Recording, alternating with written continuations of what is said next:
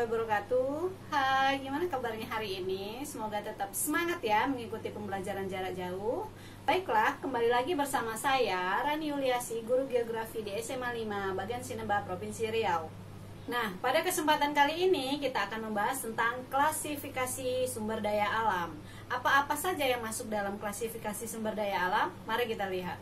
Sekarang kita masuk klasifikasi sumber daya alam. Berdasarkan bentuknya dapat dikelompokkan menjadi: yang pertama ada sumber daya lahan atau tanah, yang kedua sumber daya hutan, yang ketiga sumber daya laut, dan yang terakhir ada sumber daya mineral. Nah, kira-kira apa yang dimaksud dengan sumber daya lahan atau tanah, apa yang dimaksud dengan sumber daya hutan, terus apa yang dimaksud dengan sumber daya laut, dan apa yang dimaksud dengan sumber daya mineral? Mari kita lihat sama-sama. Sumber daya lahan atau tanah adalah segala sesuatu yang bisa memberikan manfaat di lingkungan fisik, di mana meliputi tanah, iklim, relief, hidrologi, dan vegetasi yang ada. Sumber daya tanah atau sumber daya lahan itu dapat berupa lahan permukiman, lahan komersial, lahan pertanian, lahan pengembalaan, hutan, lahan tambang, transportasi dan pelayanan pabrik, dan lahan tandus. Sumber daya hutan adalah segala sesuatu yang berasal dari hutan yang dapat digunakan untuk memenuhi kebutuhan manusia.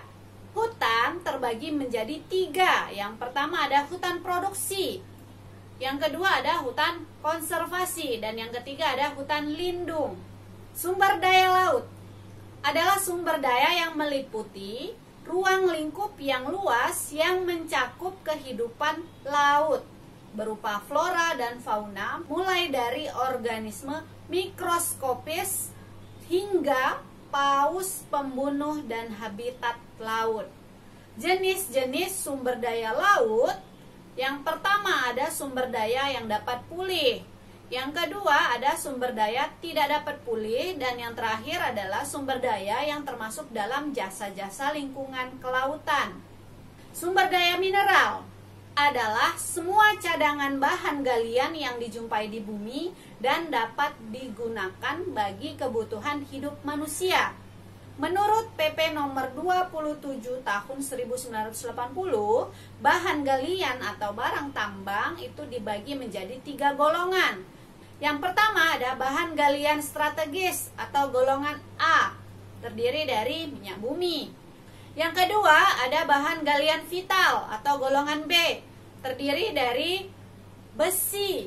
Yang ketiga adalah bahan galian industri atau golongan C, seperti pasir. Berdasarkan ketersediaannya, sumber daya alam dapat dikelompokkan menjadi 2. Yang pertama, sumber daya alam yang tidak dapat diperbarui atau sumber daya alam yang akan habis dipakai, mencakup sumber daya alam energi dan mineral. Yang kedua, sumber daya alam yang dapat diperbarui atau sumber daya alam yang tidak akan habis dipakai, seperti sinar matahari dan tanah.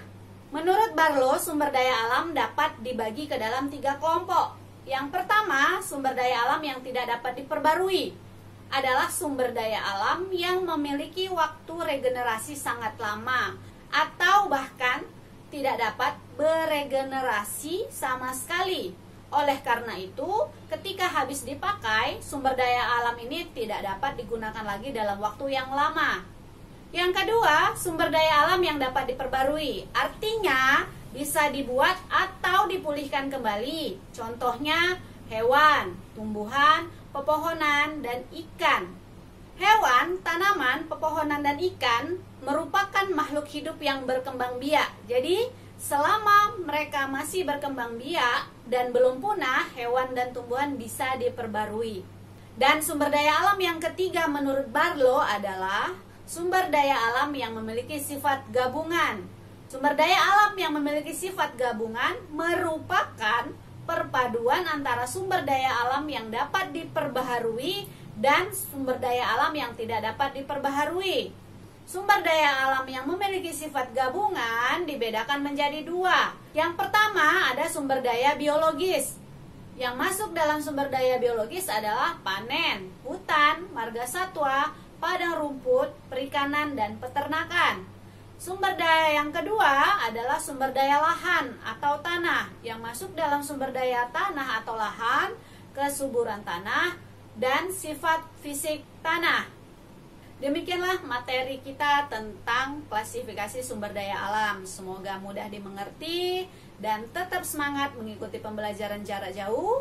Dan tidak bosan-bosannya saya mengingatkan untuk selalu menjalankan protokol kesehatan, mulai dari rajin mencuci tangan, kemudian menggunakan masker jika harus keluar rumah, dan tetap menjaga jarak satu sama lain. Akhir kata, wabillahi taufik walhidayah. Wassalamualaikum warahmatullahi wabarakatuh.